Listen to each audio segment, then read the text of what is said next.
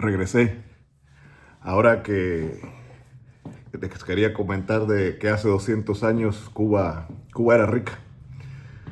Ahora que vemos cómo esta junta militar de barrigones que desgobierna Cuba la ha llevado al callejón sin salida, que es la catástrofe humanitaria que sufren sus habitantes, no debemos cansarnos de repetir que primero el socialismo totalitario que impuso el orador Orate desde 1960 y ahora el capitalismo de casta con el que estos panzones mantienen miserables a los cubanos son la causa principal del deterioro material, humano y espiritual de un país que hasta entonces había sido próspero. Y ya ven que de hacer un post diario y un video diario tuve que decidir limitarme a 3 días a la semana para así tener tiempo de revisar mi nuevo libro, El tren de los egos, que es una historia documentada, es decir, basada completamente en documentos del primer ferrocarril de Iberoamérica, construido por hacendados y comerciantes cubanos. Y digo cubanos porque aunque algunos habían nacido en España, ya sentían a la isla como suya. Y en esta revisión me encuentro a cada rato pruebas de la prosperidad que empezaba a crecer a mediados de la década de 1830, hace casi 200 años. Prosperidad que eclosionó a partir de la puesta en funcionamiento de ese primer ferrocarril, que fue el primer paso de la expansión del por entonces novedoso medio de transporte. Era completamente nuevo.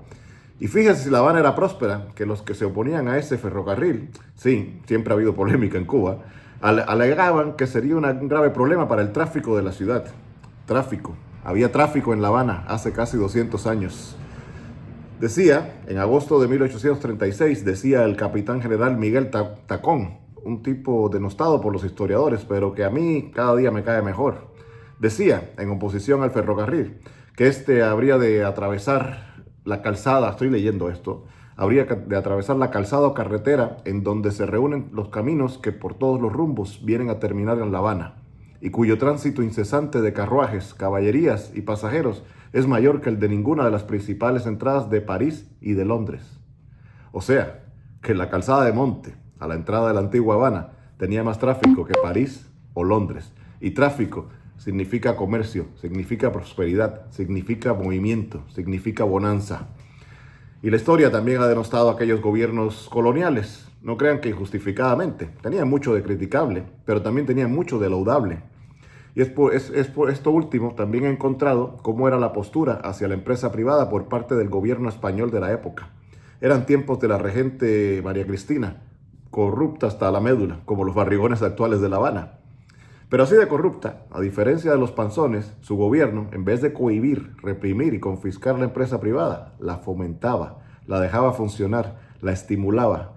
Y les pongo el ejemplo a través de una respuesta del entonces ministro de Hacienda a su contraparte habanera.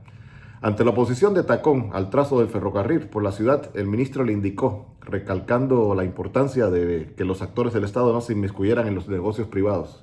Y lo leo.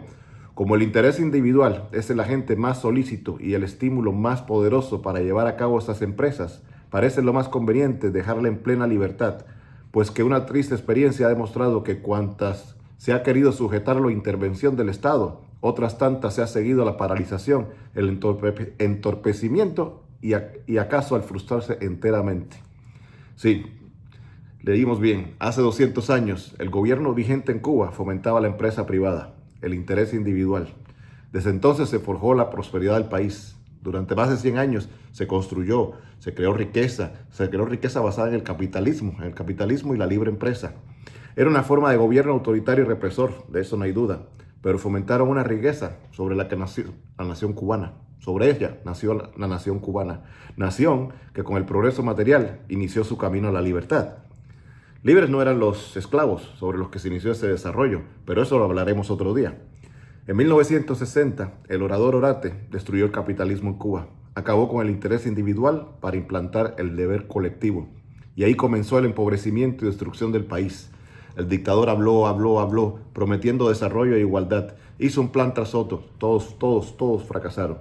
Hoy estos barrigones siguen haciendo lo mismo, pero con menos carisma.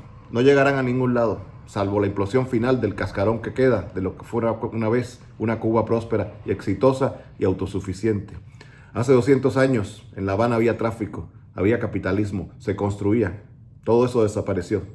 Solo quedaron los esclavos, que ahora ya no construyen. Quedaron los esclavos y queda aún lo autoritario y lo represor. Mantener a los cubanos en la miseria es la única forma para ellos, para los barrigones, de mantenerlos en el cautiverio donde hoy sobreviven. Un cubano próspero siempre querrá ser un cubano libre. Me voy, pero puede que regrese.